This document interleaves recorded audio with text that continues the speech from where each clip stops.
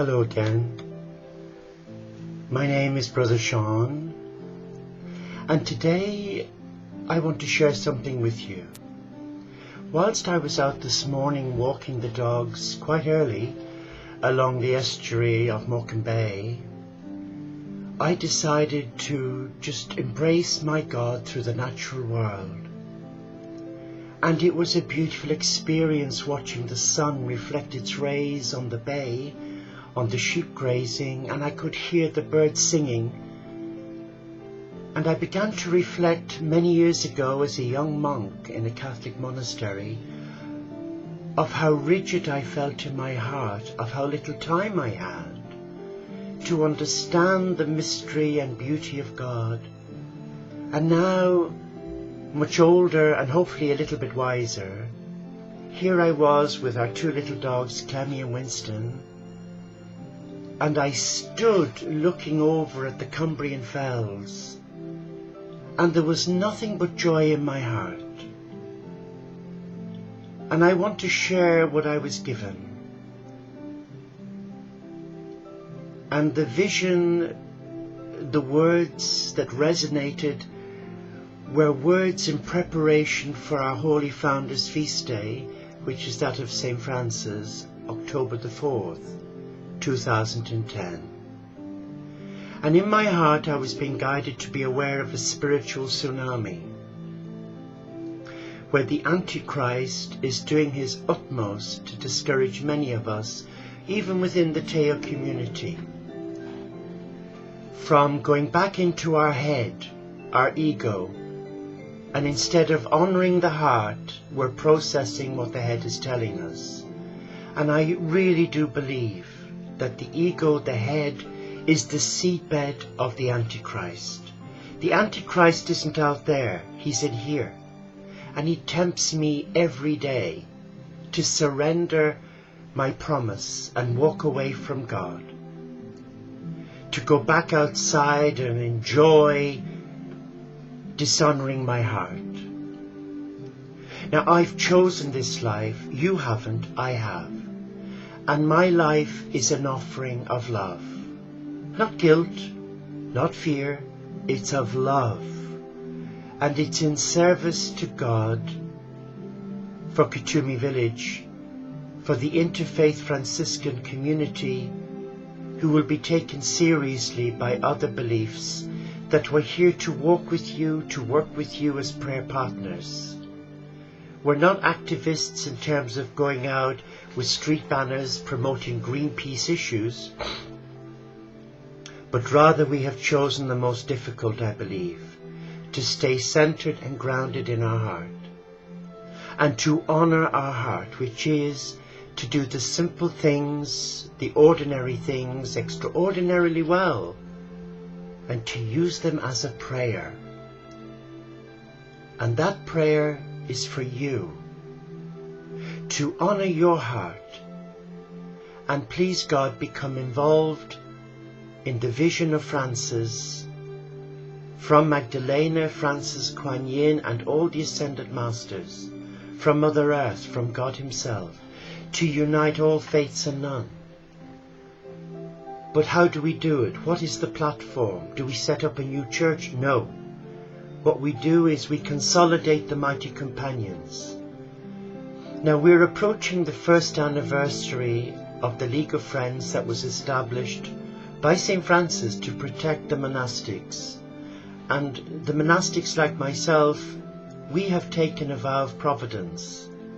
And that vow is a constitutional sacred promise where we agreed to walk in faith that God will meet our needs, not our wants. So we're prohibited from applying for any form of funding for basic things such as our admin costs, the postage stamp, the telephone call, insurance. So we trust in God, even though we don't sit around, we work at it, we make the chutneys. Mother Olivia makes the beautiful peace malas, the Teo beads of peace. And we use those items to bring in some minimal funding.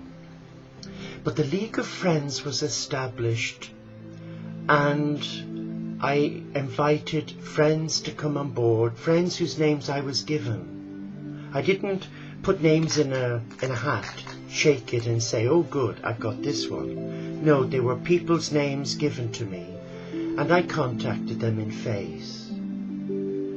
But over the last 11 months, 10 months, I have seen each of the members who came on board attacked by the Antichrist. And it left me feeling bewildered and confused, disheartened, just like Jesus. When he healed the 10 lepers and only one returned, and he said to the one who returned to say, thank you, didn't I heal 9? Now I know how he felt. And whilst I don't do what I do for praise, I do it for love, for you. And though I've paid the price where people have rejected me for being religious when I'm not, I'm more of your spiritual lap dancer for JC and the Sunshine Band than I am your egotistical religious fruitcake. I've done all that years ago. It made me miserable. 12 years of therapy is a long time to overcome guilt, fear and low self-esteem. But today, the vision for the League of Friends is being relaunched. And it's being relaunched with impetus.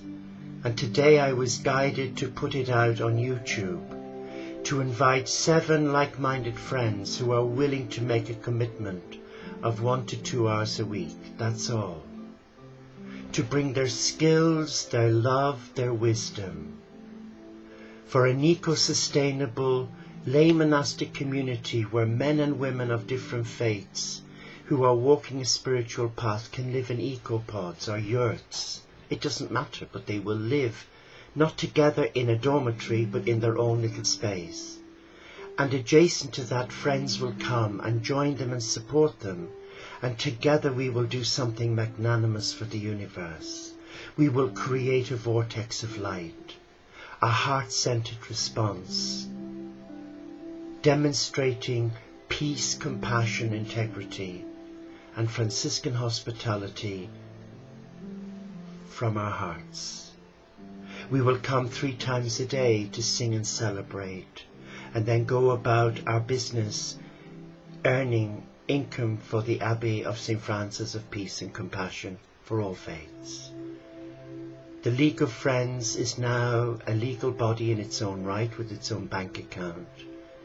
It needs 7 good people who will chair it, who will secretary it, who will look after its funding, who will do its PR, who will take care of the members, who will oversee application for funding, and who will come together as a family with no ego, no agenda, because committees attract strange people, don't they? And I've seen it for myself over the years. You have these who come up with great ideas, but they've no intention of following them. They seem to love the sound of their own voice. Well, I'm sorry, I'm hands-on. And if I've asked you and you've joined us but had to walk away because of drama or personal injury or personal circumstance, will you please forgive me for putting you on the spot? But if you're new to this and you would like to do something creative, don't be put off. God's field of dreams bypasses planners. The Berlin Wall didn't come down because of political correctness. It came down because the people of God united, with belief or non-belief. They came together and they voted not with their feet, but with their heart.